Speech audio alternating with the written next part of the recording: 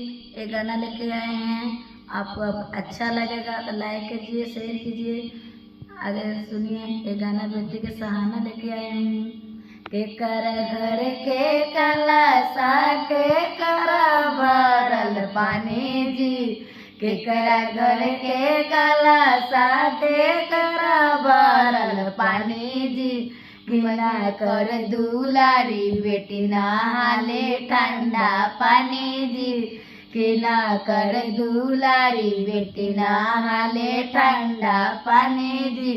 कुमारा घर के कलशा बाबा के इनरा पानी जी, कुमारा घर के कलशा बाबा के इनरा पानी जी। मम्मी के दुलारी बेटी नहाली ठंडा पानी जी, मम्मी के दुलारी बेटी नहाला